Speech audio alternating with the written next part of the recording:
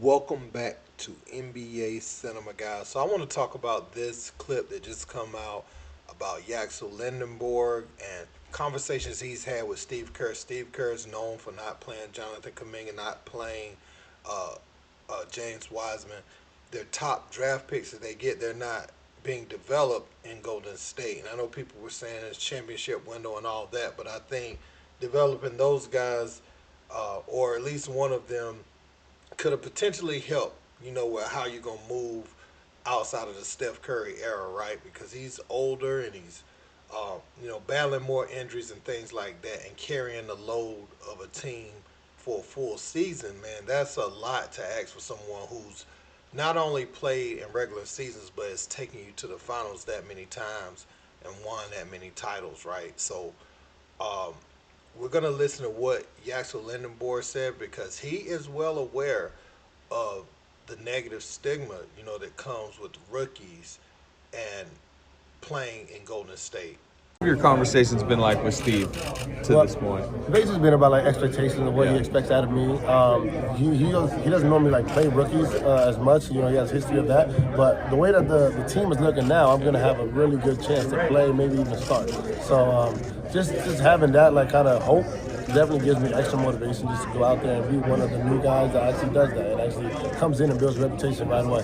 What do you think? I mean, you mentioned earlier trying to like kind of find one thing early on that's like the identity. What do you think, considering this roster, like you said, does have some need on the wing right now? What do you think that is for this team? I know last year they kind of had struggled with like extra ball handlers, so I'll probably just be that, like a secondary ball handler.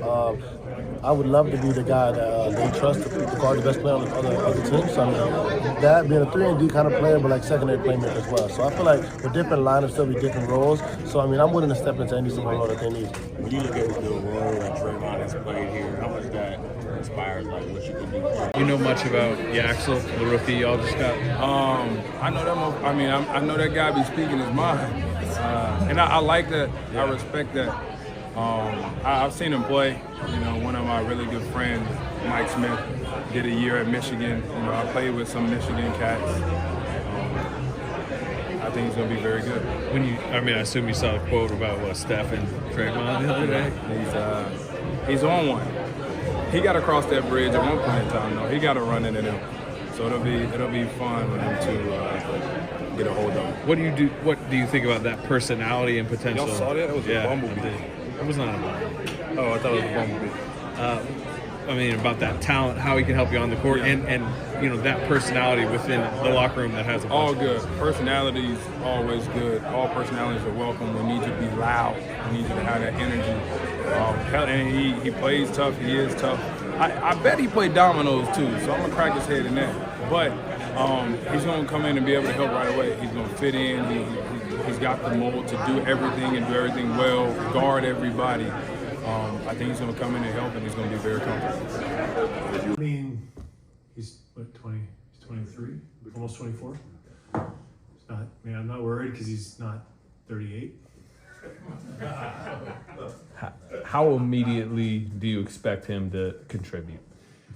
I think it's tough. Anytime a guy's changing levels, whether you're going from high school to college to the NBA, so it's hard to say. But generally, guys like this guy who's physically ready, he's played at the highest level of college, won a national championship, maybe those guys can play sooner. And so next year, to be frank, whether we want him to or not, given our roster constraints and injuries and stuff like that, the opportunity will be there.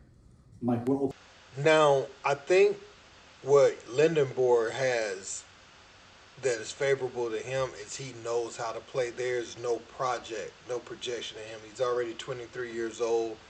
And he knows exactly how to play the game, how to assimilate himself on this team. He's a Swiss Army knife. So, like he said, he could be a secondary ball handler, can essentially do a lot of the initiating of the offense that Draymond has done, but a far more talented basketball player on the offensive end of the floor.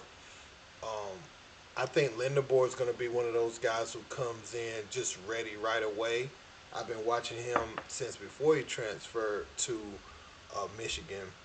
He's a phenomenal basketball player. He didn't skip steps in the development process. A lot of these guys They come out of high school, they go to a college where they are able to volume shoot for 1 year because they were 5 stars, and the coaches pretty much agreed to just let them have the team when they came in, and they shoot. But how are they able to play at that next level where you got a lot of guys who's capable of scoring 20 every night? What else do you do to help your team win? And I think Lindenborg checks all those boxes. So if Steph has it going and Steph has a heater going, he's going for like 40 something in a night. Lindenborg could have 12 assists, 9 rebounds. He's that type of player. But he also, on games where they would need him to come in and produce right away, I think he can give you 20-point games, 17-point games. He probably can even go for 30, in a game if they needed him to this year right now. So it's all about his role, his fit with the team. I do think there may be a little ambiguity with what Draymond provides as far as the ball handling and what Lindenborg can provide. Um, but maybe he is the piece where they can move on from Draymond eventually. You look at him and Steph, their careers probably on the downside. Well, definitely on the downside as far as coming to an end. Um, so maybe Steve Kerr can change that narrative a little bit by playing Lindenborg. But like I said, Lindenborg is more ready right now for being a Swiss Army knife. A lot of different skill sets he can bring to a team. Whereas Wiseman, as far as a big, did he know where to go? Did he know how to defend at a high level? Uh, was he good with spacing on the court and just knowing the court, things like that? Um, you look at Kuminga, was a little raw offensively coming into the league, and they still had a window at that point. Andrew Wiggins was able to do the things that they would have needed him to do at the time he was a little bit younger, and by the time that Kuminga should have been playing, the relationship had already soured somewhat. So, I'm just looking at this. I think Lindenborg is definitely going to play. How much is he going to play remains to be seen, but I would expect him to play, almost as much as anybody. That's how high I am on him as a player. I think he's going to play like Jimmy, like Steph. I mean, I think he's going to play a lot of minutes because of the things he can do and what he can unlock from this team. Not only from a talent perspective, but also the youth that he provides. With the injury the injury histories that these guys have had. So that's my thought on it. Let me know what you guys think in the comments. Don't forget to like, share, and subscribe. Till next time, peace.